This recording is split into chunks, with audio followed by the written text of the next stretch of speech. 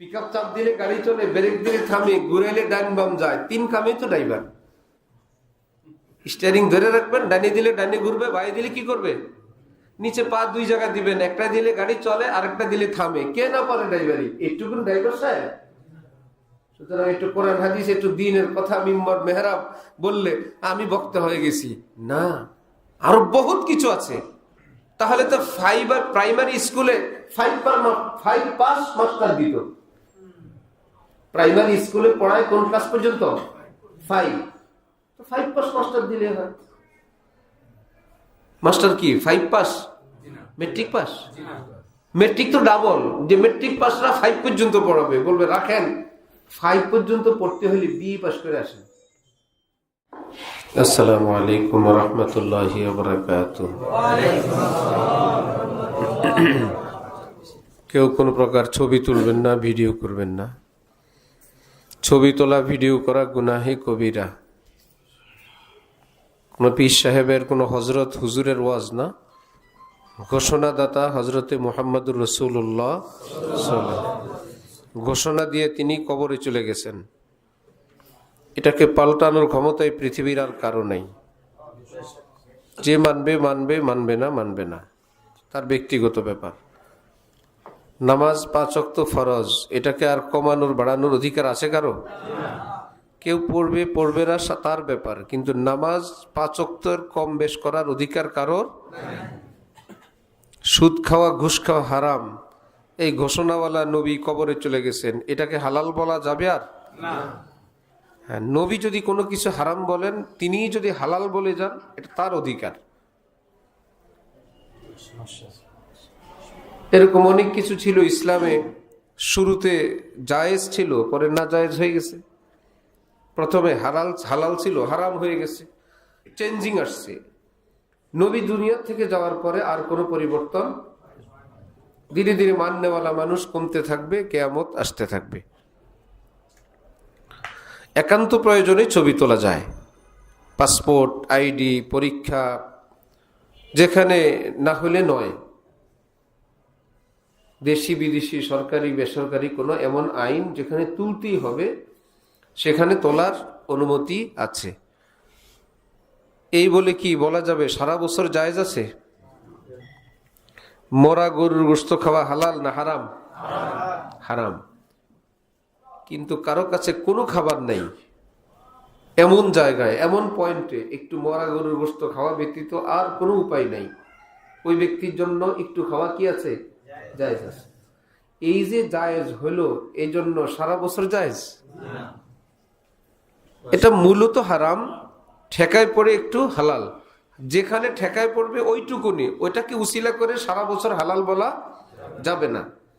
ছবি মূলত হারাম, যেখানে একান্ত প্রয়োজন, বিপদ, ওই জায়গায় ওটুকুন তোলা যাবে, এই ব্যতীত আর কোথাও তোলা যাবে না। বাকি থাকলো ইসলামের প্রচার। ইসলামের প্রচার করতে হবে অনইসলামী তরিকায় না ইসলামী তরিকায়? ইসলামের প্রচারও করতে হয় ইসলামী তরিকায়, কারণ ইসলামের প্রচার করাটাও ইসলাম।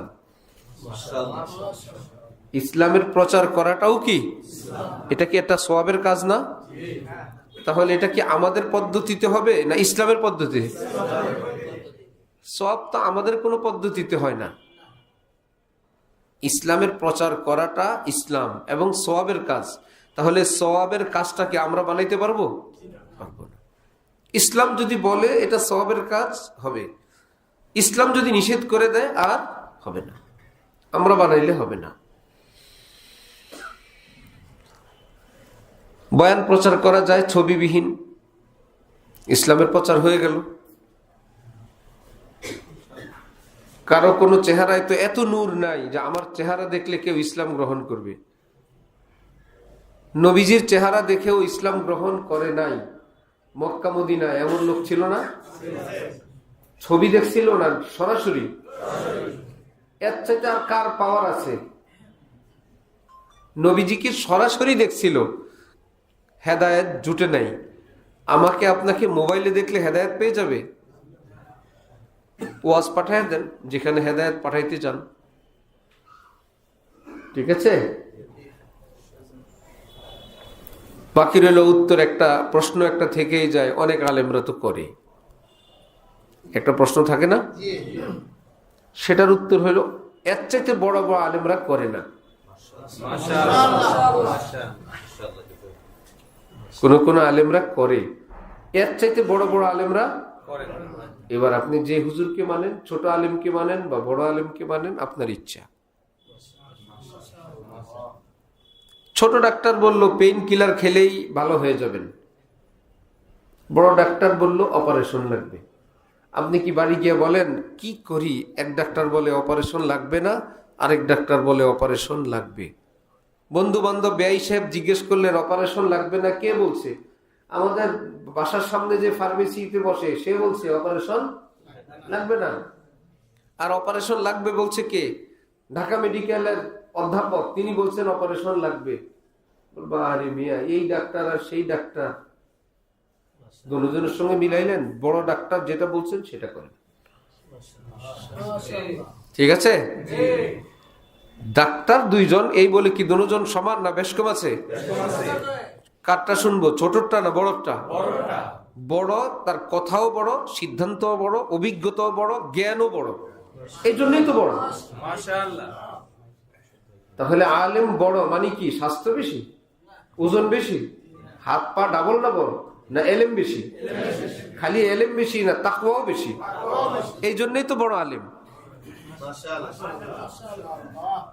তাহলে যে বড় তার সিদ্ধান্ত বড়, এলেমও বড়, নূরও বড়, আল্লাহর নৈকট্য বড়। তাহলে মানতে হবে কি ছোটর কথা না বড়র কথা? হ্যাঁ, মহল্লার যে ডাক্তার সাহেব, এর দ্বারা কি উপকার হয় না? নাপা কিনবো, প্যারাসিটামল কিনবো, বাতের বড়ি কিনবো, সে যা পারে আমরা তার থেকে সেটা করব। কিন্তু অপারেশন করব কি করব না, এই সিদ্ধান্ত বাবা তোমার না, এটা অধ্যাপক লাগবে, প্রফেসর লাগবে, সিনিয়র ডাক্তার লাগবে। তাদের বিপরীতে যদি তুমি বলো আমরা তোমাকে সরি বলবো, তোমাকে বলবো তুমি তোমার জায়গায় থাকো, আমি বড় ডাক্তারের কথায় চিকিৎসা করব। এই কথা তো আর আমি চিকিৎসার জন্য বলি নাই, ইসলামের জন্য বললাম। ছোট আইনজীবীও আইনজীবী, এখানে তো সব আইনজীবী। ছোট আইনজীবীও কি বড় আইনজীবীও? তাহলে জটিল মামলার জন্য কাকে নিবেন, ছোট জনকে না বড় জনকে? তাহলে ইসলামের জটিল মাসআলায় ছোট হুজুরের কথাও শুনবো না বড় হুজুরের? কারণ বিষয়টা জটিল। এখানে রায় এখানে হবে না, রায় হবে কিয়ামতের মাঠে। কিয়ামতের মাঠের বিষয়। এখানে জেনতেন উকিল ধরলে সেই উকিলের পালায় পড়লে বাবা মুশকিল।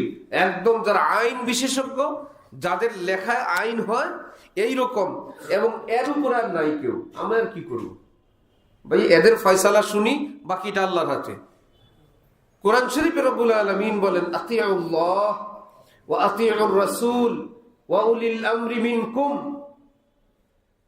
মক্তবে পড়ায় হুজুর, হেফজখানায় পড়ায়, নাম কি? হুজুর। মাদ্রাসায় নিচের দিকে পড়ায়, ওনার নামও কি? হুজুর। বুখারী শরীফ পড়ায়, ওনার নামও কি? হুজুর। জাতীয় মসজিদ বাইতুল মুকাররমের খতিব সাহেবের নামও কি?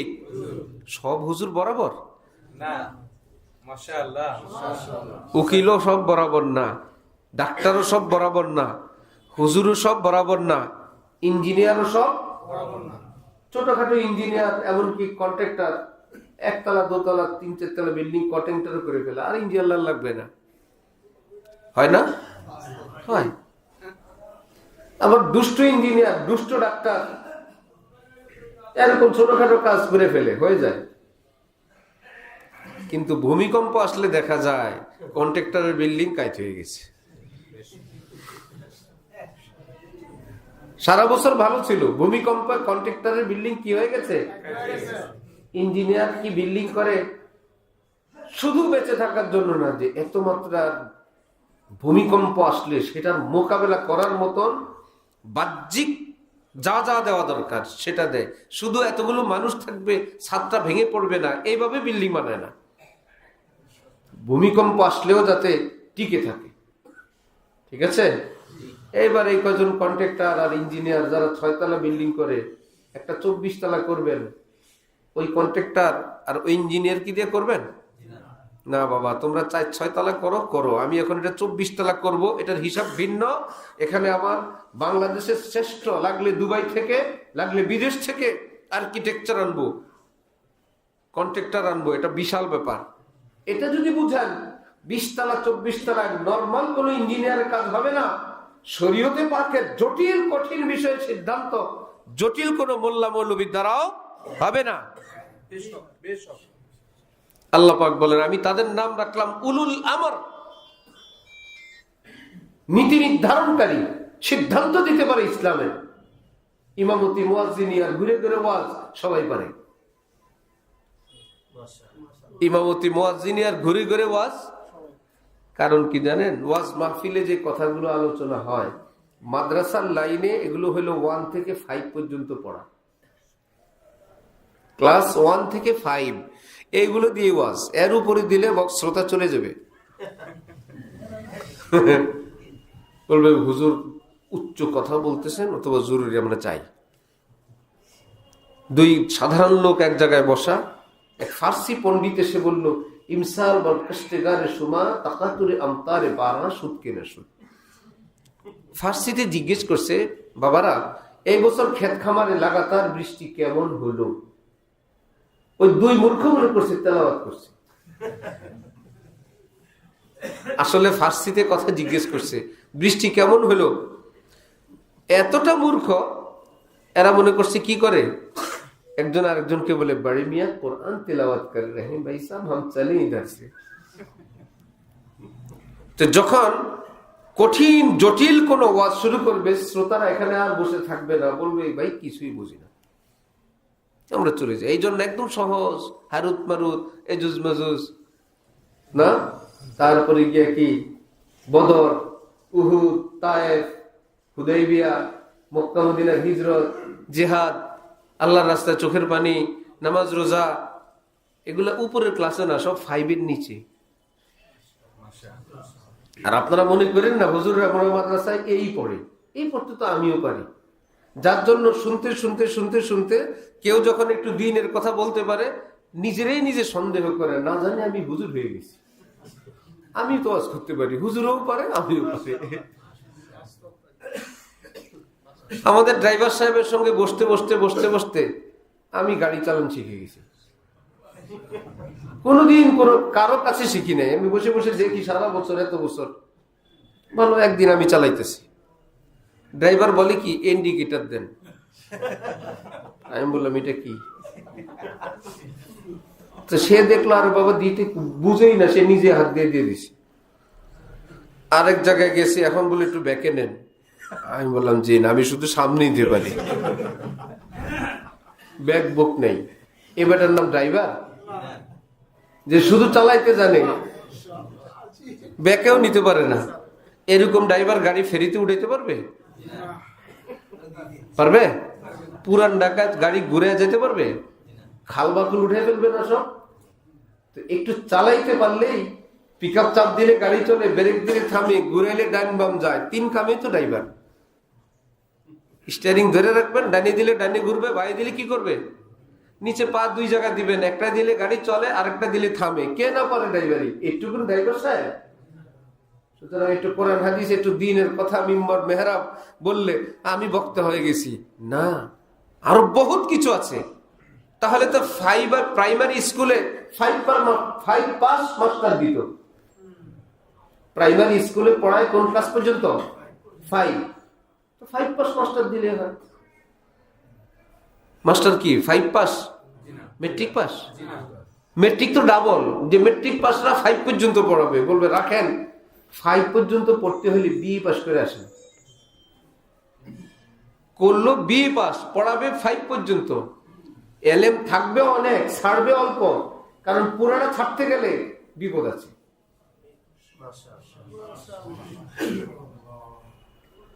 আমাদের অবস্থা, মুসলমান একটু কথা বলতে পারলে, মানুষ জমাইতে পারলে, হই হুল্লোড় করতে পারলে, কোন হুজুর কেবলা সুর শিখতে পারলে, আর কিছু আইডিয়ার কথা, নলেজের কথা, আর কিছু হইলো কারগুজারি। কারগুজারি এমন ভাবে বলে মনে হচ্ছে বুখারী শরীফের তেলাওয়াত, মনে হয় এটা একটা ওয়াজ। আধা ঘন্টা কারগুজারি বলছে, অমুক জায়গায় গেলাম, নামাজি নাই, কালেমা পারে না, নামাজের ফরজ জিজ্ঞেস করলাম, এই বলে, তারপরে এই হয়েছে। এটাও মনে হয় একটা ওয়াজ। এটা বলতে পারে, উনি ওয়াজ পারে।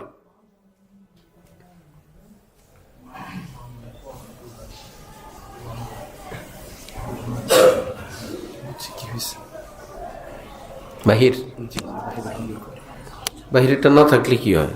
ব্যস্ত মানুষ, তারপরে ডিস্টার্ব করার দরকার কি?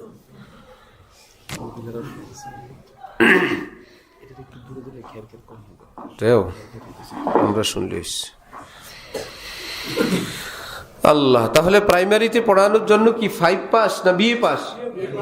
এটাকে বলে 10 मन 1 मन इल्म के लिए 10 मन अकल चाहिए।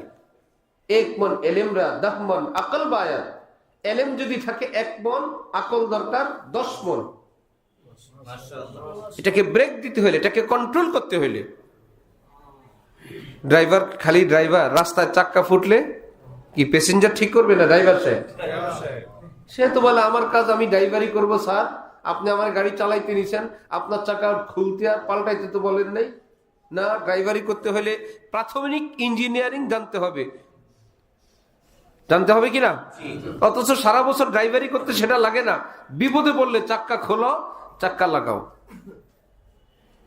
কোন জায়গায় কি সমস্যা হয়েছে, কোথায় পানি কম, কোথায় ইঞ্জিন গরম হয়েছে, কোন পয়েন্ট কোথায় উঠছে, সবটা জানার নাম ড্রাইভারি। খালি গাড়ি চালানোর নাম ড্রাইভারি না, না হলে সমানে অ্যাক্সিডেন্ট করবে, গাড়ি বাস্ট হবে। দিনের কথা বলতে পারার নামই দিনের কথা বলা না। এটাকে সিকিউরিটি দিয়ে ডান বাম থেকে আমার কথার মাপ ঝোপ, আমি শরীয়তে পাকের সীমারেখার মধ্যে আছে কি না জেনে বুঝে কথা বললে তার জন্য কথা বলা যায়। যে জানেই না আমি শরীয়তের ভিতরে আছি নাই, তার জন্য কথা বলা হারাম, গুনাহে কবিরা। কেন বলতে যাবেন আপনি? এত ডাক্তার তো দরকার নাই দেশে। ডাক্তাররা ডাক্তার থাকবে, বাকিরা রুগী হবে। এত আইনজীবী তো দরকার নাই। যারা আইনজীবী তারা তাদের কাজ করবে, অন্যরা তাদের সহযোগিতা নিবে। সারা দেশ তো ইঞ্জিনিয়ার হবে না, ইঞ্জিনিয়ার হবে। সবাই ঢাকা শহরের মানুষ বাড়ি করছে নিজে নিজে ইঞ্জিনিয়ার হয়ে না, ইঞ্জিনিয়ার থেকে সার্ভিস নিছে। কিন্তু মুসলমানরা মনে করে সবার হুজুর হইতে হবে, সবার বক্তা হইতে হবে, সবাই বয়ান করতে হবে। এক একজন দাঁড় করায় দেয় দুনিয়ার আজগবি গুজগবি কথা, আর সাথীরা মুসকে মুসকে হাসে। বুঝে না তো বলুক। আরে ভাই, সে তো বললো, যারা শুনে চলে গেল তারা তো মনে করছে ইসলাম শুনে আসছি।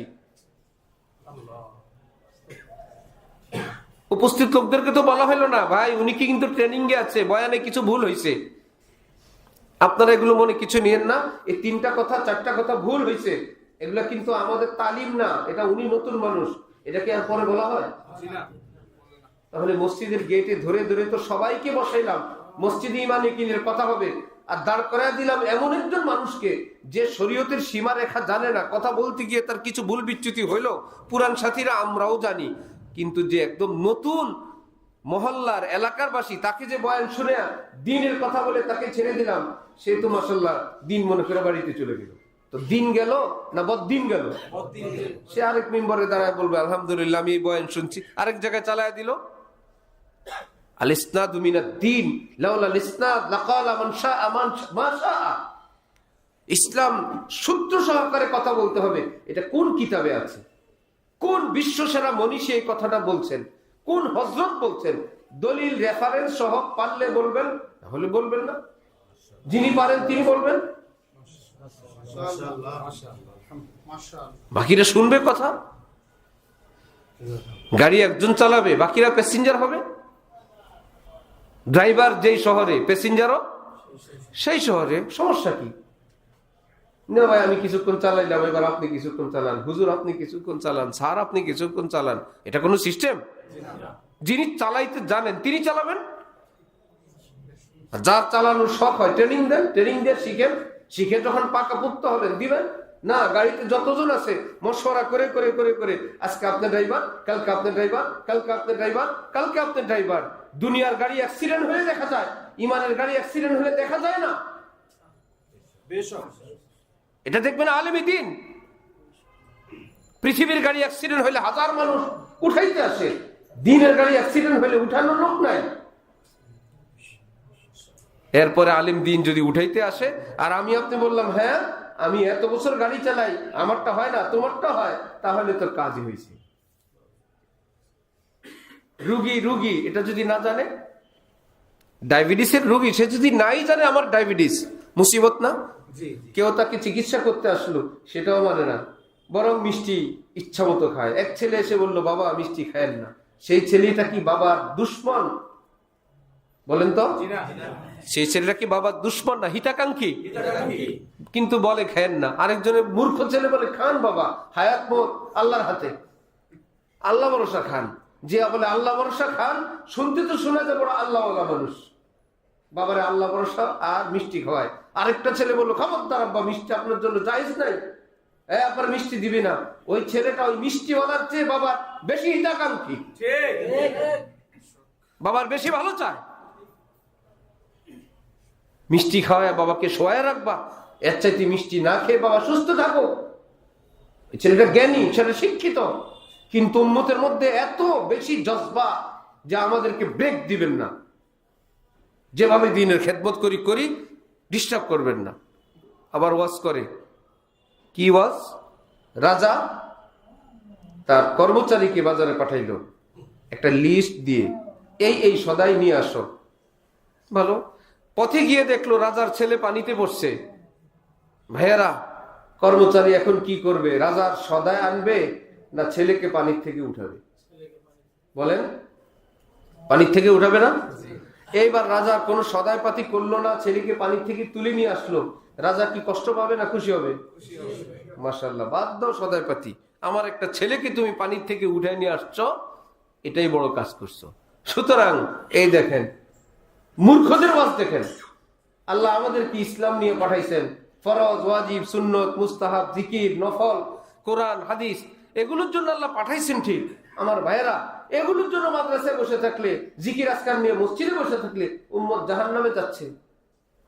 আমরা যদি আল্লাহর এই লিস্টটি বাদ দিয়ে যদি একটা মানুষকে কালেমা দিতে পারি, একটা মানুষকে যদি মসজিদে আনতে পারি, ওই রাজার মতন, রাজা যেরকম অসন্তুষ্ট হয় নাই তার হুকুম না মানার কারণে, সদাই না মানার কারণে, আমরাও যদি এইরকম আল্লাহর বান্দাদেরকে মসজিদে আনতে পারি, কালেমা সবক দিতে পারি, আল্লাহ আমাদের কি কিছু বলবেন না? নাউজুবিল্লাহ। কেন নাউজুবিল্লাহ? বাদশাহ যখন বাজারে সদাইয়ের জন্য পাঠাইলেন, বাদশাহ কি জানেন আমার ছেলে একটু পরে পানিতে পড়বে? জানে কিনা? জানেই না। আল্লাহ পাক যখন আমাদেরকে শরীয়তের হুকুম দিয়ে পাঠাইলেন, 2026 সনে 5 ওয়াক্ত নামাজ ফরজ, নামাজের আগে পরে সুন্নত, ওয়াজিব, সব কিছু করবা। এই সময় কিছু লোক বেনামাজি থাকবে, কিছু কাফের থাকবে, এই কথা আল্লাহ পাক আগে জানতেন কিনা? জানতেন। এত সত্য বললেন সুন্নত পড়তে হবে।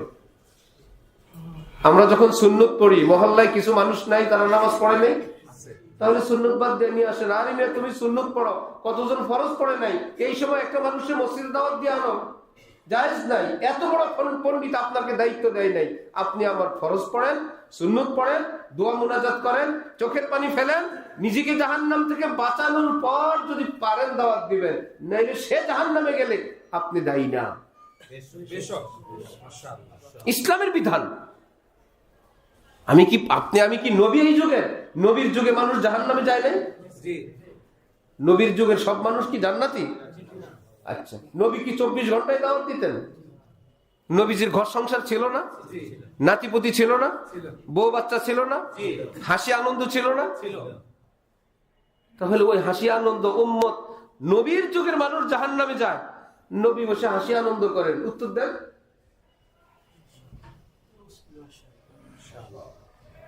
সব মানুষকে জান্নাতে নিতে হবে, নবীর জিম্মায়ও ছিল না। অথচ উম্মত বলে একজন জাহান্নামে গেলে নাকি ওনার কোনো আমল কবুল হবে না। উম্মত যদি কেউ জাহান্নামে যায়, কিয়ামতে ভাই উত্তর দেওয়ার কোনো ব্যবস্থা থাকবে না। বাবা রে, কেমন পয়গম্বর বাইরে হইছে উনি।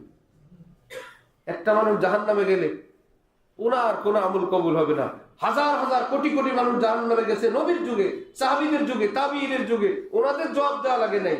আর এখন এই যুগে কেউ জাহান্নামে গেলে তোমার জবাব দেওয়া লাগবে। কোন কিতাবে আছে এই কথা? যার উম্মতের এত দরদ, তাকে যদি দাঁড় করায় বলা হয় শুনান সূরা ফাতিহা, ফাতিহা ঠিক হয়নি। শুনান আত্তাহিয়াতু, না হুজুর চেষ্টা করছি। শুনান দোয়া কুনুত, শুনান নামাজ ভঙ্গের কারণ, শুনান সহু সেজদা, নামাজে কি কি কারণে সহু সেজদা দিতে হয় শুনান, আমি এগুলো জানি না। উম্মত জাহান্নামে গেলে ওনার জবাব দেওয়া লাগবে, উনি কি জান্নাতের পথে আছে? উনি নিজে কি জান্নাতের পথে? পাঞ্জাবি আর পায়জামা, টুপি আর দাড়ি, আইটেম তো 4 খান হইল। পায়জামা, পাঞ্জাবি, টুপি, দাড়ি, আইটেম কয় খান? ইসলাম কি 4 খানি?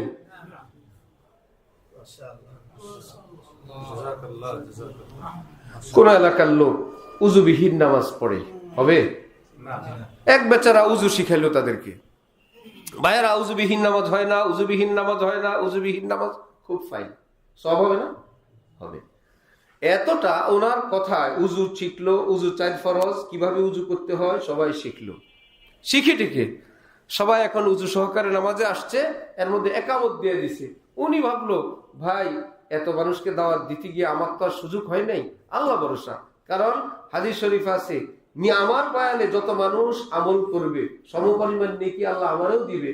এত মানুষ যে আমার ওয়াজে উজু করলো, একটা উজু কি আমার ভাগে আসে না? উনি বিনা উজুতে আল্লাহু আকবার, হবে নামাজ?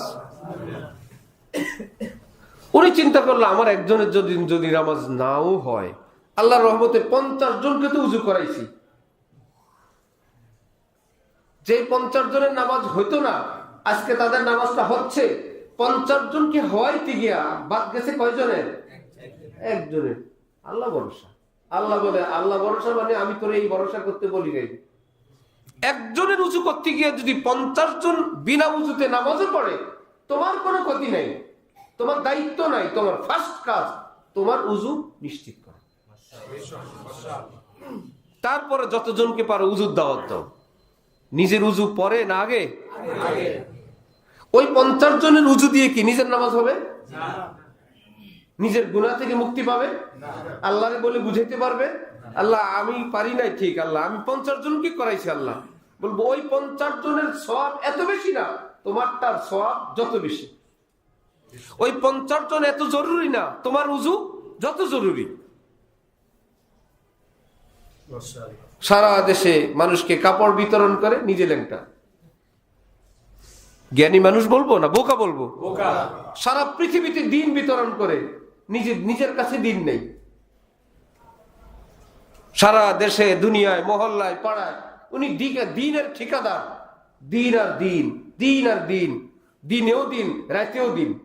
এতটা যে বউ বাচ্চারও খবর নেওয়ার টাইম নাই, এত বেশি দিনের খবর নেই।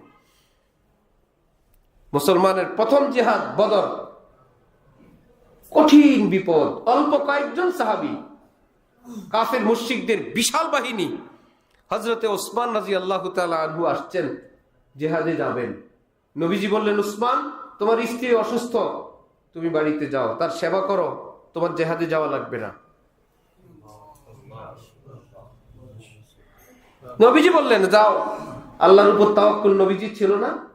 আপনি আমি কেন বলি, আসেন মিয়া, বউকে আল্লাহ দেখবেন, সুস্থতার মালিক আল্লাহ। নবীজি এই কথা জানতেন না সুস্থতার মালিক আল্লাহ? কেন হযরত ওসমানকে পাঠাইলেন? বেশি বাড়াবাড়ি, বেশি সীমা লঙ্ঘন হচ্ছে ইসলামের নামে। নবীজি পাঠায় দিয়েছেন হযরত ওসমানকে, যাও স্ত্রীর সেবা করো। জিহাদের পর নবীজি বললেন, ওসমানের নিয়ত ছিল বদরে যাওয়ার, সুতরাং বদরি সাহাবীদের লিস্টে ওসমানের নাম দিয়ে দাও। বদরের সওয়াব আল্লাহ ওসমানকে দান করবেন। বদরের গনিমত ওসমানের জন্য রাখো। আমার আপনার তাওয়াক্কুল এত বেশি হয়ে গেল, স্ত্রী আল্লাহ দেখবে, বাচ্চা আল্লাহ দেখবে, সন্তান সম্ভাবা স্ত্রী তাকেও আল্লাহ দেখবে। এরকম জটিল মুহূর্তে স্বামীর সঙ্গ এবং স্বামীর সেবা এই পৃথিবীতে অদ্বিতীয়, এটা কেউ পারবে না। স্বামীর একটু মুখ দেখা, স্বামীর সঙ্গে কোনো কথা বলা, সেই ব্যক্তিকে নিয়ে যাওয়া হয় ইসলামের খেদমতের জন্য। স্ত্রীর কাছে থাকা হাজারো খেদমতের চেয়ে বড় খেদমত। কারণ একটাই, হক্কানি আলেম ওলামাদের থেকে দূরে থাকার আযাব, শাস্তি। এটা এক বেচারি মুমূর্ষ কাশপুরে হসপিটাল থেকে বলা হয়েছে আসেন, আপনার স্ত্রী বাঁচবে না। বললো আমি আসলে কি আমি বাঁচাইতে পারবো? শুনতে শোনা যায় কত বড় আল্লাহ বলার কথা। আপনাকে একটা নজর দেখতে চায় না, আমি দোয়া করতেছি, সুস্থতার মালিক আল্লাহ। সুস্থতার মালিক আল্লাহ হলে হসপিটাল বন্ধ করে দাও, ডাক্তারের চেম্বার তালা দিয়ে দাও। সুস্থতার মালিক আল্লাহ, কিন্তু সেবা চিকিৎসা করানো জিম্মাদার, দায়িত্বশীল, সেবা করা, ঔষধ সেবন করানো, ডাক্তার দেখানো সুন্নাত। সুস্থতার মালিক আল্লাহ, রিজিকের মালিক আল্লাহ না? দোকান বন্ধ করে ঘরে থাকো দেখি, আল্লাহ ঘরে রিজিক পাঠিয়ে দিবেন, দোকান খুলতে হবে না। অথচ আমরা কি বলি, রিজিকের মালিক দোকান না আল্লাহ? দোকানে যাও কেন? হেফাজতের মালিক আল্লাহ, তালাও মারে আবার টেনে টেনে দেখে, তালা মারে আবার কর্মচারী বা ছেলে মারলে বলু তিনটা মারছস, উপরেরটা মেইনটা মারছস, মারছি টেনে টেনে দেখছস। তুমি না আল্লাহর উপর তাওয়াক্কুল ওয়ালা বুজুর্গ সাহেব, দোকান খুলে আসো দেখি কত বড় তাওয়াক্কুল। হক্কানি আলেম ওলামাদের থেকে দূরে থাকলে অ্যাক্সিডেন্ট যে কি হবে, গাড়ি যখন ব্রেক ফেল করে এটার কোন নিয়ম আছে? গাছের লগে খাবে না ব্রিজের লগে খাবে? একটা গাছের সঙ্গে আর একটা ব্রিজে, একটা খালে, একটা পুকুরে, একটা উল্টাবে, একটা মানুষের দোকানে উঠাবে, কারণ ব্রেক ফেল। উম্মত যখন আলেমদের থেকে বিচ্যুত হয়ে ব্রেক ফেল হয়, কোথায় গজব হবে এর কোনো শেষ নেই। শুধু ব্রেন, শুধু মাথা, মাথায় যা আসে তাই বলে, বুদ্ধিতে যা আসে তাই বলে। আল্লাহ আপনাকে কেমন রাখছেন? নবী জিজ্ঞেস করতেন তোমরা কেমন আছো? কে জিজ্ঞেস করতেন? নবী। নবীর চেয়ে উম্মত এখন আরো বেশি আগায় গেছে। আল্লাহ আপনারা কেমন রাখছে এই পৃথিবীর কোনো কিতাবে নাই। উদ্দেশ্য হইল যদি বলি কেমন আছেন, সে বলবো ভালো আছি, আল্লাহর নাম তো নেই না। এই জন্য তার মুখে আল্লাহ কথাটা উঠে দেওয়ার নিয়তে একটু স্মরণ করে দেওয়া, আল্লাহ কেমন রাখছে, তখন সে বলবে আল্লাহ ভালো রাখছে। সব মানুষ কি ভালোই থাকে? সব মানুষ সবসময় ভালো থাকে না কষ্টেও থাকে? যে ভালো আছে সে তো বললো আল্লাহ ভালো রাখছে, যে বিপদে আছে কষ্টে আছে সে কি বলবে? শিখান। সে যদি বলে আল্লাহ কষ্টে রাখছে, তাহলে কি ইমান বাড়বে না কমবে? আর যদি জটিল কথা বলে ইমান শেষ হয়ে যাবে। এই বিপদের সম্মুখীন কেন করলেন তাকে? আপনি তাকে স্বাধীন দেন, কেমন আছেন। সে যদি বলে ভালো আছি, কিচ্ছু হবে না ইমানের। সে যদি বলে অনেক বড় বিপদে আছি, কোনো অসুবিধা নেই। সে যদি বলো ভয়ঙ্কর বিপদে আছি, কোনো অসুবিধা নেই। ইসলাম এই জন্যই তো শিখাইছেন তুমি জিজ্ঞেস করো কেমন আছেন। সে যদি সুখে থাকে বলবে আলহামদুলিল্লাহ, কষ্টে থাকলে দুঃখে থাকলে বলবে আলহামদুলিল্লাহ আলা কুল্লি হাল। কষ্টে থাকলে দুঃখে থাকলে জবাব কি হবে? আলহামদুলিল্লাহ আলা কুল্লি হাল। তখন প্রশ্নকারী কি বুঝতে হবে বিপদে আছে। আলহামদুলিল্লাহ বলে নাই, কি বলছে?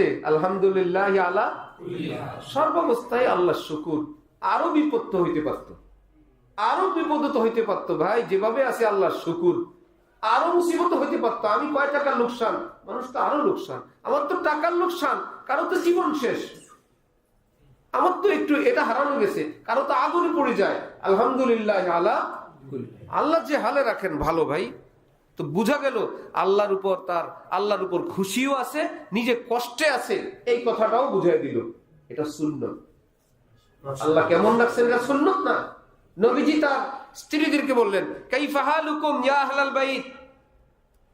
নবীজি জিজ্ঞেস করতেছেন নিজের ফ্যামিলিকে, কাইফা হালুকুম ইয়া আহলাল বাইত, ঘরের মানুষরা তোমরা কেমন আছো। তাহলে আমি আপনি কে আবার নতুন করে শরীয়ত বাইর করতে হবে? আল্লাহ কেমন রাখছেন পাল্টা জিজ্ঞেস করেন আল্লাহর ব্যাপারে কি আপনার সন্দেহ? আল্লাহ কেমন রাখছেন, ভালো না খারাপ? নিশ্চয়ই আপনার মনে সন্দেহ আছে। আল্লাহ ভালো রাখতে পারে, খারাপও রাখতে পারে। আল্লাহ তো খারাপ রাখেন না। যাকে যে হালে রাখেন এটা আল্লাহর পক্ষ থেকে খারাপ না ভালো? এটাই ভালো।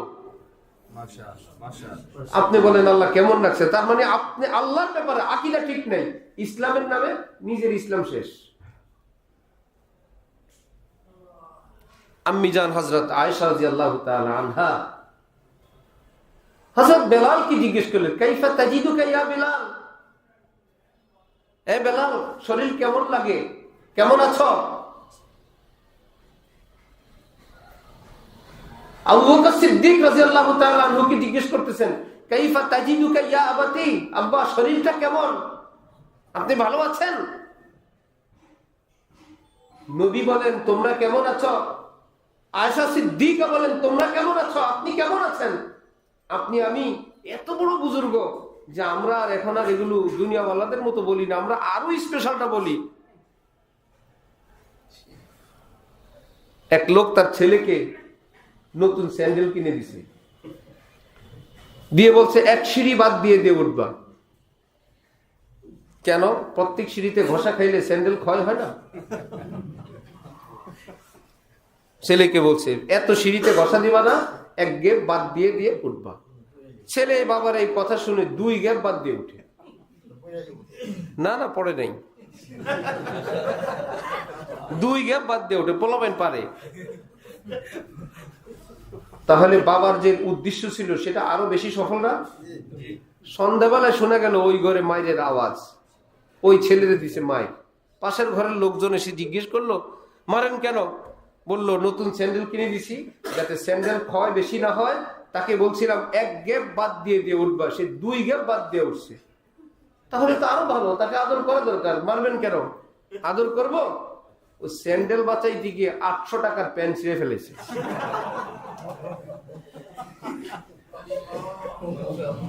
বুঝছেন? এবার বেশি বুজুর্গ হইতে গিয়ে ঈমান নষ্ট হয়ে যাবে। কেন আপনি ইসলামের নবীর থেকে আগে যাবেন কেন? আর মিজান হযরত আয়েশার থেকে আগে যাবেন কেন? নাকি ইসলাম একটু বেশি আমল করলে আল্লাহ খুশি হন? ফজরের নামাজ কালকা থেকে 4 রাকাত পড়েন, 4 রাকাত সুন্নত, 4 রাকাত ফরজ। কারণ 2 রাকাত পড়লে যদি আল্লাহ খুশি হয়, 4 রাকাত পড়লে ডাবল খুশি। সামনে রোজা আসতেছে, ইফতার করবেন এশার সময়, মাগরিবি ইফতার করলে যদি আল্লাহ খুশি হয়, এশার সময় ইফতার করলে তো আরো বেশি খুশি। খুশি হবে না গুনাহ হবে? ফজর বেশি পড়লে গুনাহ হবে, বিতিরের নামাজ 4 রাকাত পড়লে গুনাহ হবে, ঈদের দিন রোজা রাখলে গুনাহ হবে, ঠিক দুপুরে নামাজ পড়লে গুনাহ হবে। এগুলো কি একটাও গুনার কাজ? নামাজ পড়া গুনার কাজ? রোজা রাখা গুনার কাজ? লম্বা সময় আল্লাহর জন্য কষ্ট করা গুনার কাজ? গুনার কাজ শরীয়তের সিদ্ধান্তের বাইরে করলে গুনার কাজ। শরীয়তের বাতলানো সিদ্ধান্তের বাইরে বেশি পড়লেও কি গুনার কাজ, আপনার কাছেও গুনার কাজ। আপনি দর্জিকে বলে দিলেন, একটা জামা দিলেন, এই মাপে জামা বানাবা, কাপড় দিলেন, গিয়ে দেখলেন যা জালেম দর্জি, হাতার দিক থেকে আধা হাত বড়, নিচের দিক থেকে আধা হাত বড়, ঢোলা 4 আঙ্গুল করে, ডাইনি পায়ে বেশি। কিরে বাবা, কাপড় বেশি ছিল, আপনারা তার কম দেয়নি। আপনি যা চাইছেন তার থেকে কম দিছি, একটু বেশি দিছি না? আপনি খুশি হয়ে 2টা চুমা দিয়ে আসবেন তো, যে আমি তাহলে তোরে মাপ দিছিলাম কেন? মাপ দিছিলাম কাপড় কেটে ফেলার জন্য। আপনার এত দামি কাপড় আমি কাটবো? ভাবলাম কাপড় যতটুকুন আছে অতটুকুন হাতা বানায় দিই। আমি আপনি খুশি হব না কষ্ট পাবো? তোমাকে কাপড় দিছি, কাটতে বলছে আমার কাপড়, তোমাকে মাপ দিছি, ডিজাইন দিছি, এই বরাবর কাটবা মিয়া। আমি কাটলে খুশি হইতাম, না কাটাতে খুশি হই নাই। আল্লাহ কি আমাদের সামনে কোনো নমুনা দেন নাই?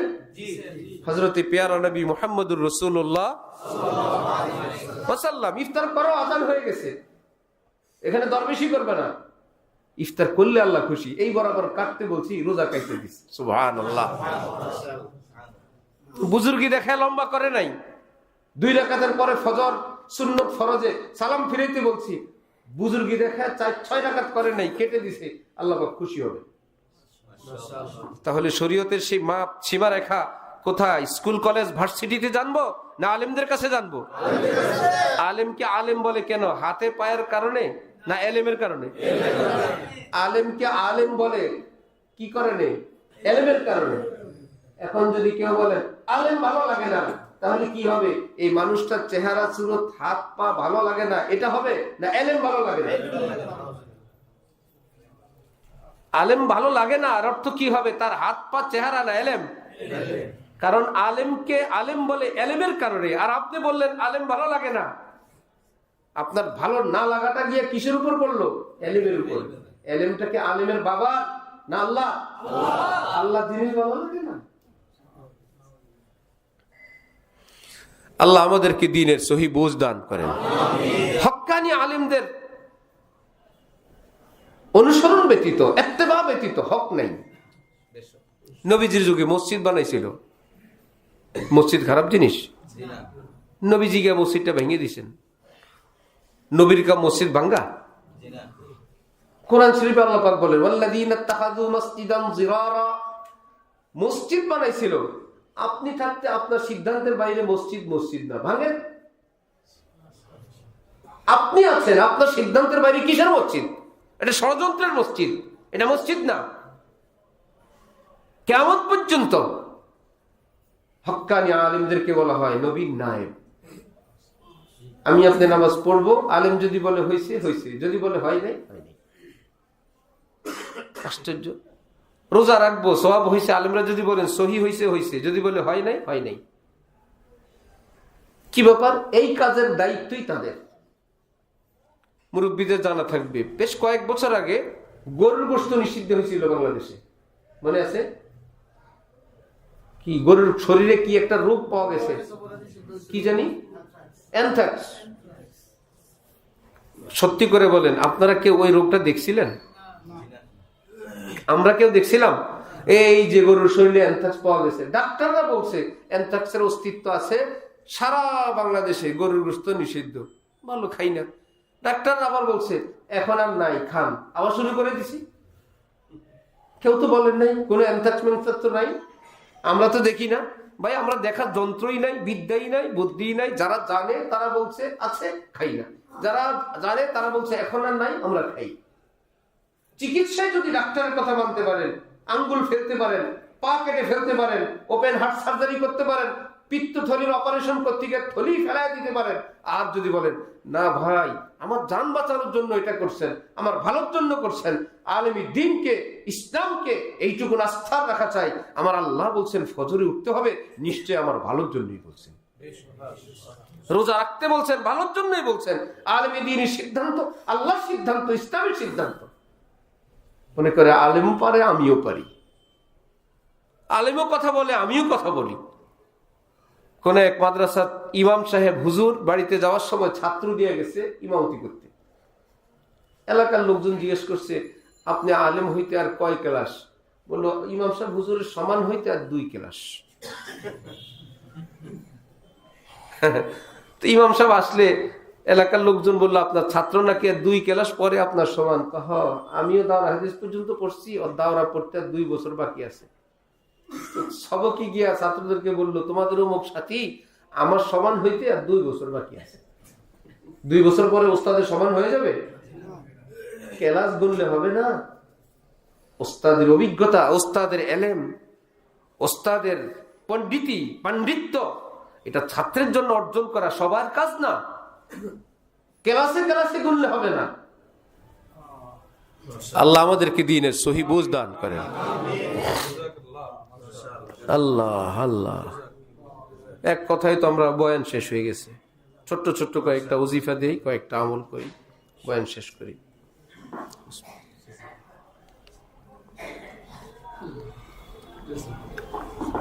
কয়টা বাজে?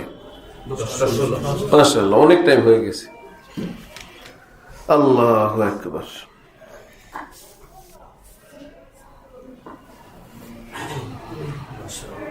ইমাম শাহ ওলিউল্লাহ মুহাদ্দিস দেহলভী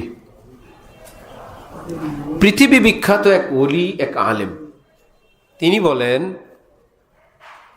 যেখানে নবীজির হাদিস পড়ানো হয়, আমি আমার চর্ম চোখে সরাসরি দেখি নবীজির রওজা শরীফ থেকে নূরের কতগুলো তার ওই ছাত্র শিক্ষকের বুকের সঙ্গে ফিট হয়ে নবীজির রওজা থেকে নূর সাপ্লাই হচ্ছে।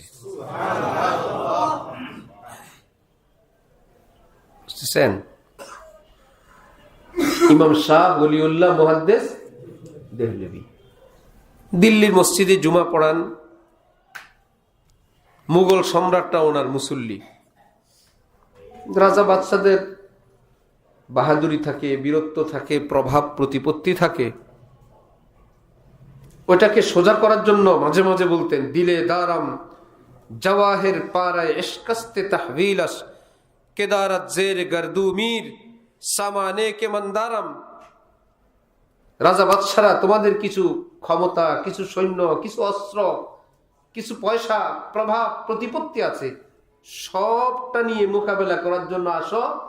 শাউলিউল্লাহ দেহলুবিতে বুকের মধ্যে যা আছে সেটা, আমি প্রস্তুত মোকাবেলা করার জন্য, তোমরা রেডি হও। বাদশারা মাথা নিচু করতেন। যা আলেমে দিন আল্লাহ বলার বুকে আল্লাহ পাক যে এলমে দিনের দৌলত দান করেন, আল্লাহর সঙ্গে গভীর সম্পর্ক দান করেন, এর মোকাবেলা আমরা কি দিয়ে করব? এটা তো অস্ত্র আর গুলির মোকাবেলা না। এক বাদশার ছেলে কোন আলেমের কাছে পড়ে, কোনো কারণে বাদশা ক্ষিপ্ত হয়ে পুলিশ পাঠাবে আলেমকে ধরার জন্য। ছেলে গিয়ে ওস্তাদের কাছে বলল, আমার বাবা আপনাকে ধরার জন্য বাহিনী পাঠাইতেছে, আপনি সাবধান হন। ওই আল্লাহওয়ালা বললেন, তোর বাবা আমাকে পাঠানোর জন্য পুলিশ পাঠাবে? হ্যাঁ। এই খাদেম কোথায়? হুজুর পানি আনো তো, আমিও আজকে বাহিনী পাঠাবো, দেখি আজকে কার বাহিনী পায়। এই হুজুর পানি নিয়ে আসে। উস্তাদজির হুমকি ধামকি দেখে ছাত্র উল্টা দৌড় তার বাবার কাছে, বাবা আমি তোমার গোপন কথা উস্তাদজিকে বললে উস্তাদজি বলল কি, এই হুজুর পানি নিয়ে আসো, আজকে আমিও বাহিনী ডাকবো, তোর বাপেরও বাহিনী, আমারও আসমানি বাহিনী আছে, দেখবো আজকে কার বাহিনী পারে। বাদশা থরথর করে কাঁপতেছিল। আল্লাহ রে, কোন আল্লাহ ওয়ালা আলেম যদি উজু করে বাহিনী ডাকে, এটা তো পৃথিবীর কোন বাহিনী না, আসমানি বাহিনী, সেটার মোকাবেলা করা কারোর জন্য সম্ভব না। আলেমী দ্বীনের কাছে সেই বাতিনি দৌলত, সেই কোরআন, যেই কোরআনের একটা শব্দ নাজিল হওয়ার সময় আসমানের মধ্যে চির চির চির চির আওয়াজ শুরু হয়ে যেত, আসমানটা যেন এখনই ভেঙে পড়বে। একটা শব্দ। এক সাহাবীর রানের উপর নবীজি মাথা মোবারক দিয়ে আরাম করতেছিলেন, ঘুম, হঠাৎ মাথা মোবারক এত ভারী যেন রান ভেঙে টুকরা টুকরা হয়ে যাবে। কিছুক্ষণ পর আবার মাথার ওজন হালকা, স্বাভাবিক।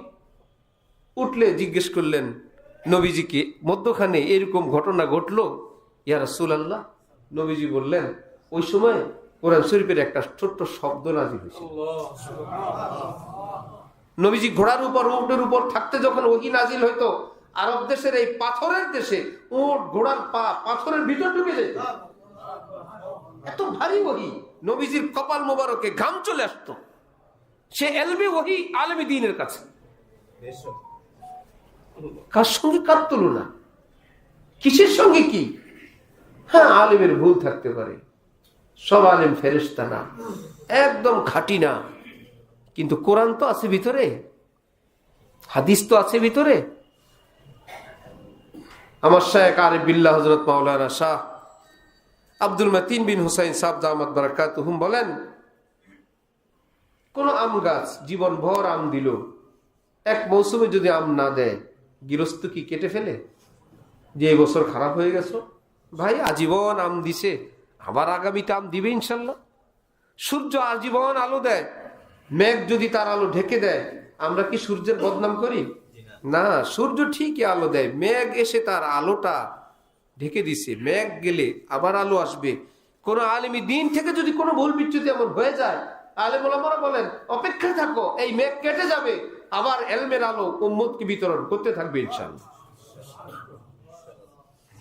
কারণ তার কাছে তো এলমী দ্বীন হইতে পারে। এজন্য যদি এইরকম কোন পরিস্থিতি হয়, তাহলে আমরা আলেম আলেম তখন কাকে মানবো? ছোট আলেম না বড় আলেম? এটাই নিয়ম। আবার যদি হয় দুনো দিকেই বড় আলেম, কি মুশকিল? না, সমান হবে না, সিনিয়র হবেই, সংখ্যায় কম বেশ হবেই। ডাক্তার একা সিদ্ধান্ত দিয়ে যদি কুল না পায়, ডাক্তারদের বোর্ড বসে, সবাই বলে ভাই 5 জন ডাক্তারের বোর্ড, তাহলে এখানে ভুল হওয়ার সম্ভাবনা কম। একজন ডাক্তার বলছে একটা কথা, অথবা 2-4 জন, আর 10 জন 20 জনের একটা শ্রেষ্ঠ বোর্ড বসে একটা সিদ্ধান্ত, এখানে ভুল হওয়ার সম্ভাবনা কম। আমরা যে হানাফি মাযহাব, আমাদের মাযহাব যে শ্রেষ্ঠ, 2 কারণ। একটা হলো একমাত্র ইমাম আবু হানিফা তাবিঈ, তিনি সাহাবীর সাক্ষাতে ধন্য মানুষ, এক। দ্বিতীয় কারণ হলো ওনার ফতোয়া ফারায়েজ গুলো একা সিদ্ধান্ত ছিল না, সেই যুগের পৃথিবী বিখ্যাত 40 জন আলেমের একটা ফেকা বোর্ড ছিল। 40 জন আলেম মিলে রিচার্জ করে একটা সিদ্ধান্ত দিতেন। তাও সিদ্ধান্ত কি জানেন? মাসআলা একটা যখন বলতেন 30 পারা কোরআন পুরাটা পড়তেন, পুরাটা হাদিসের ভান্ডার রিচার্জ করতেন, পক্ষে বিপক্ষে কি আছে দেখার পর নবীজির সিরাত মোবারক দেখতেন, কোরআন শরীফ আয়াত নাজিল হওয়ার প্রেক্ষাপট দেখতেন, কোরআন শরীফের অর্থের অনেকগুলো ধরন আছে সেটা দেখতেন, সাহাবীদেরকে দেখতেন। সবটা দেখার পর একটা মাসালা বলতেন। 12,70,000 মাসালা উম্মতের জন্য এভাবে রেখে গেছেন। এক বর্ণনায় 40, আরেক বর্ণনায় 45 বছর একটানা এশার উজু দিয়ে ফজর পড়তেন। কারণ প্রতিদিন 2 রাকাত নামাজে 1 পারা 30 পারা কোরআন এক খতম দিতেন প্রতিদিন নামাজে। ইমাম মুহাম্মদকে কেউ বলল, ওনার ছাত্র, তোমার হুজুর ঘুমান না রাত্রে? ইমাম আবু হানিফা ঘুমান না? ইমাম মুহাম্মদ বললেন, আরে মিয়া, ইমাম আবু হানিফা ঘুমান না, জেগে থাকেন, উম্মতে মুহাম্মাদিয়ার ঘুমের ব্যবস্থা করতেছেন। উনি ঘুমিয়ে গেলে উম্মতে মুহাম্মাদিয়া ঘুমাইতে পারবে না, মাসালা উদ্ধার করতে পারবে না। আলেম ওলামার আজকের তারা কি করেন জানেন? ওই উদ্ধার করা মাসালা গুলো বয়ান করেন, উদ্ধার করে না। নিজেরা কোরআন হাদিস থেকে আবিষ্কার করে না, যেগুলো আবিষ্কার করে রেখে গেছেন এগুলো বলে। যেমন MBBS ডাক্তাররা কি ওষুধ বানায়? বড় বড় ডাক্তাররা যে ওষুধ লিখে রাখছে ওগুলো মুখস্থ করে, নিজেরা লেখে না কিছু। যা অন্যরা লিখে রাখছে সেটা মুখস্থ করে, এর নাম আলেম। তাহলে আলেমের অর্থ যদি হয় যে ভাই এলেম কালাম ডাইরেক্ট বানায় না, কোরআন হাদিস থেকে যেগুলো বানানো আছে সেটা মুখস্থ করে, এই লোক আলেম। আমরা যারা আলেম না, আমাদের কি আছে কিছু? ইমামে রব্বানী হযরত রশিদ আহমদ গঙ্গুহি পৃথিবী বিখ্যাত এক আলেম, এতটা বড় আলেম, ওনার যুগে পুরো দুনিয়ায় ওনার চেয়ে বড় আলেম আর ছিল না। এবার বুঝেন কত বড় আলেম। উনি বলতেন, আল্লাহর কসম, এলেম বলতে 1 হরফ পরিমাণও আমি শিখতে পারি নাই। কারণ এলেমের জগৎ এত বিশাল, এত সুবিস্তীর্ণ, সেখান থেকে আমি যা অর্জন করলাম 1 হরফ পরিমাণ না। আল্লাহর কসম করে বললাম, আমারটা 1 হরফ না। অথচ তিনি পৃথিবীর সেরা আলেম। আর আমরা একে অপরকে বলি, আপনার বয়ানে তো আপনি তো আলেম হয়ে গেছেন, আপনি মাশাআল্লাহ আলেম হয়ে গেছেন, তাই নাকি? হ্যাঁ মাশাআল্লাহ, দেখতেও আলেম, কথায়ও আলেম। এবার নিজে নিজে সন্দেহ করে, আমি মনে হয় আলেম হয়ে গেছি। আবার আরেক হুজুরকে জিজ্ঞাসা করলে, নাম কি? আমার নাম মাওলানা মোহাম্মদ উমর। আপনি কি? আমি মুফতি মোহাম্মদ উমর। আপনি কি? আমি শাইখুল হাদিস হযরত উমর। বুঝা গেল একজন আলেম হয়নি। যে ঘুমায় থাকে সে বলে আমি ঘুমে, যদি বলে কি প্রমাণ? ঘুমন্ত না জাগ্রত? যদি ভালো করে বলে, বিশ্বাস হয় না আপনাদের? আল্লাহর কসম আমি ঘুমে আছি, বুঝতে হবে সুনিশ্চিত আপনি ঘুমায় নাই, আপনি জাগ না। যে আলেম হয়ে যায় আর বলেন আমি আলেম, যে সত্যিকার আলেম হয়ে যায় আর বলতে পারে না আমি আলেম, আমি ভাই জাহেল। আর বেশি বেশি বলে আমি তালেব আলেম, আমি একজন ছাত্র। আলেম ভাই আমি আলেম না, আমি ছাত্র। আলেম এরকম হয়, আমার মতো লোক আলেম হয়, আমি তালেব আলেম, আমি ছাত্র। আর যে নিজেকে বলে আলেম, এটাই প্রমাণ আলেম না। তাহলে আলেমের এই অবস্থা হলে আমাদের অবস্থা কোথায়? আমরা এখন স্বাধীন, আমরা এখন এতটা স্বাধীন, দেশ স্বাধীন হয়েছে, আমরা তো আল্লাহর দিন থেকে স্বাধীন হই নাই, আমরা তো আল্লাহর গোলাম। কি ভাইয়ের, আমরা কি? সূরা ফাতিহার মধ্যে ইয়াকা না'বুদু সবাই পড়ি কিনা? আল্লাহকে প্রতি রাকাতে বলি, আল্লাহ আমরা আপনার গোলাম লাগি, আপনারই গোলামি করি। আবার পরের রাকাতে আমরা আপনার গোলাম লাগি, আপনারই গোলামি করি। আল্লাহ আপনার গোলামি থেকে ছুটি নাই, আপনি মালিক, আমরা আপনার গোলাম। গোলামের কাজ মালিক যা বলে তা করা, নিজের সিদ্ধান্ত গোলামের কাজ না, নিজের রুচি নিজের পছন্দ গোলামের কাজ না, বরং মালিকের পছন্দ মালিকের সিদ্ধান্তই মানা, এটা গোলামের কাজ। আমাদের ইজ্জত গোলামির মধ্যে, আল্লাহর গোলামির মধ্যে আমাদের ইজ্জত। সেজদাতে করি, আমরা কি নিজে বড় হই না ছোট হই? এর চাইতে আর ছোট হওয়া আছে? কপালটা মাটিতে লাগাই দিলাম, একদম আস্ত কপাল মাটিতে লুটাই দিলাম। আল্লাহ পাক বলেন, নবীজি বলেন, আমার বান্দা এত ছোট হইল আমার সামনে, কপালটা মাটিতে দিয়ে দিল, আমি তাকে ছাড়বো না, আমার বান্দাকে আমি সম্মান দিব না, বান্দার কপালের নিচে আমি আল্লাহ আমার কদম বিছাই দিয়ে দিব। নে বান্দা আমার কদমে সেজদা কর। বান্দার কাজ ছোট হওয়া, আল্লাহ বান্দাকে বড় করবেন। আর যে নিজে বড় হইতে চায়, আল্লাহ পাক আমি তার গর্দান উড়িয়ে দিব, জাহান্নামে নিক্ষেপ করব, বেইজ্জত করব। নিজে বড় হইতে চাইলে আমরা গোলাম, আমরা গুনাহগার, আমরা পাপিষ্ট, আমরা না জানা পাটি, এটাই আমাদের সম্বল, এটাই আমাদের ঐতিহ্য, আমরা মুসলমান। মনে থাকবে ইনশাআল্লাহ। আল্লাহ আমাদেরকে তৌফিক দান করে। ছোট্ট ছোট্ট কয়েকটি আমল রাসূল সাল্লাল্লাহু আলাইহি ওয়াসাল্লাম এরশাদ করেন, কোন মানুষ যদি সকালে 10 বার, সন্ধ্যাবেলায় 10 বার দুরূদ শরীফ পাঠ করে, কিয়ামতের দিন ওই উম্মতকে নবীজি সুপারিশ করে জান্নাতে নিয়ে যাবেন। আরেক হাদিস, কেউ যদি 5 ওয়াক্ত নামাজের পর একবার করে আয়াতুল কুরসি পাঠ করেন, নবীজি ইরশাদ করেন আমার এই উম্মতের জান্নাতে যাওয়ার পথে একটি ওয়াল বাকি, মৃত্যুর ওয়াল, এটা পার হইলে জান্নাতে ঢুকবে। তৃতীয় হাদিস, নবীজি ইরশাদ করেন যে ব্যক্তি প্রতিদিন 100 বার লা ইলাহা ইল্লাল্লাহ এই আমল করবে, কিয়ামতের দিন তার চেহারা পূর্ণিমার চাঁদের মতো নূরে আলোকিত হয়ে থাকবে। আল্লাহ আমাদেরকে তৌফিক দেন, আল্লাহ আমাদেরকে কবুল ফরমান। ওয়া আখিরু দাওয়ানা আনিল হামদুলিল্লাহি রাব্বিল আলামিন।